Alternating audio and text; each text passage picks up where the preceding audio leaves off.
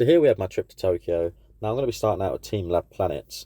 Now on the way here, friends and I did incur some very severe weather, so be aware that can happen. We got to see some cool cars. We even decided to check out some of these vending machines which are placed out all across the city. Saw the Statue of Liberty, and then just 5 minutes down from there, we got to see the huge 20-meter high robot. Now this is a very iconic part of Tokyo in my opinion. I've seen it in quite a lot of other videos. Now we'll come back through here at night because both this and the rainbow coloured stairs definitely stand out even more at night, let alone during the daytime. Now coming into Team Labs, you can wrap your umbrellas in one of these cool devices, which is pretty sweet. And then we went through, you do have to take your shoes and socks off for most of it, but once you get in, the views of the crystal lights and the LEDs coming through is just amazing.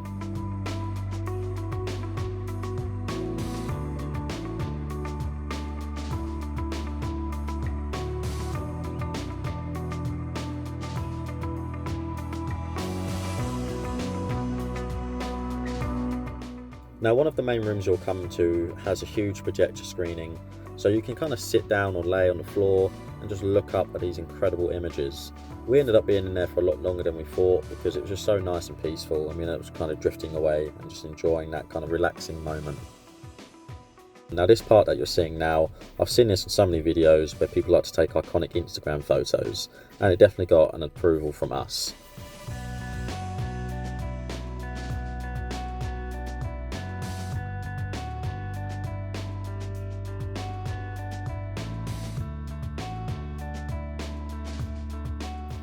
Next we have Tokyo Station, which is located in Chiyoda City.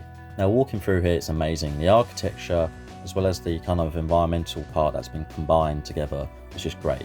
Now the station itself, which you're now looking at, it's obviously a huge kind of open area. To get a better perspective, you can go into the shopping mall, and once you come out to this balcony, you'll get an overall glimpse of the actual station from high above.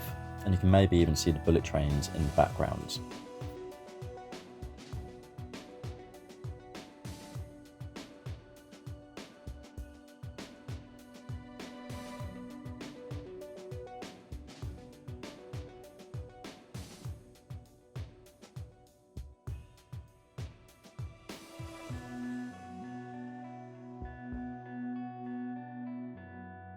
Now when visiting the Tokyo Tower, I definitely recommend going at night rather than the day. As you can see here, it just stands out so much more, and that's what gives it its iconic look. Now it's based off the Eiffel Tower, and it's obviously a lot smaller than the Eiffel Tower, but it's still amazing to go up to. It's only around 1200 yen, which translates to less than £7, which is a lot cheaper than you'd see in most countries. Obviously the views are great, and at the end you even get to meet the little robot friend who tries to greet you. After our time up in the tower, we just kind of went back to Ginza, which is where we were staying, just to walk around and actually see this kind of area at night, which as you can see looks kind of cool, especially if you get to go to one of the clubs which has one of these open views above the main street. Now jumping to the next day, we're visiting Hamarikyu Gardens. Now this is kind of on the eastern side of the city near Ginza, not too far from there really, and the garden itself, as I should say, it's a huge open area and it's great to go to, especially if you want that kind of calm, relaxing walk, maybe in the afternoon. It's perfect to visit.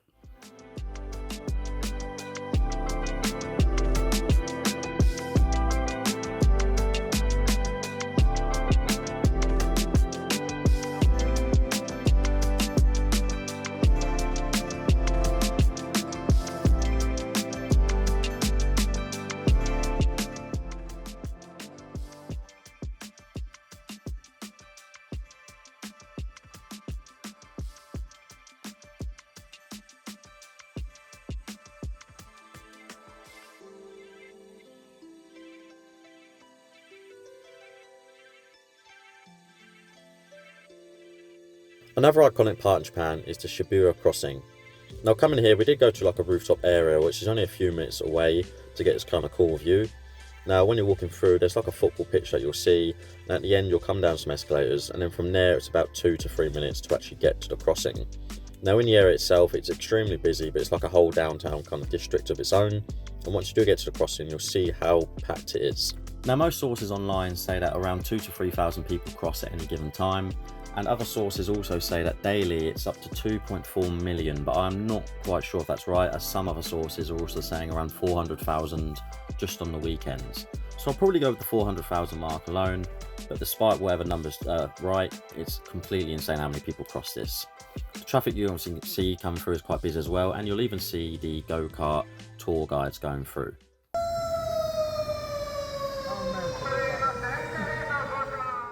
The next time I'll go, I'll be trying to find more viewpoints like these just to get these shots in better detail as well. Another location that's iconic in the city is Sensoji Temple. Now this is one of the oldest buildings within Tokyo, dating back to 628 AD, and it is the oldest temple within the city itself. Being a hugely iconic landmark, it is greeted with an annual visitation rate of around 30 million people per year. So definitely add this one to your list, guys.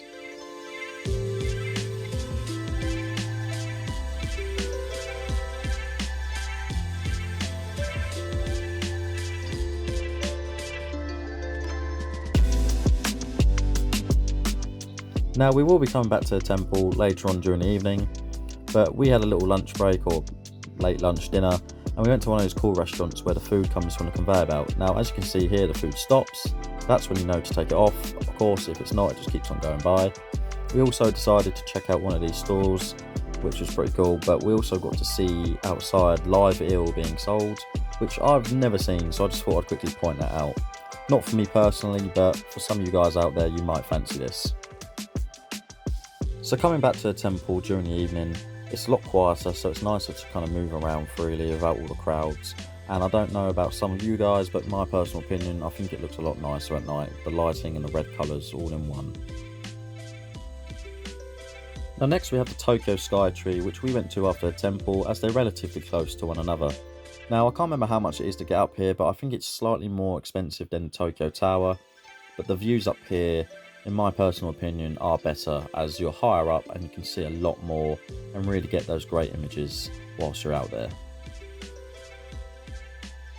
So guys, that is it to sum up the video. I just want to say thank you for watching, and in conclusion to all this, I just want to tell you guys that Tokyo was an amazing experience. I can't wait to go back again, not only to see Tokyo itself, but then to actually discover the rest of the country. So I'll be doing that in the future with the videos, and I can't wait. See you then, bye.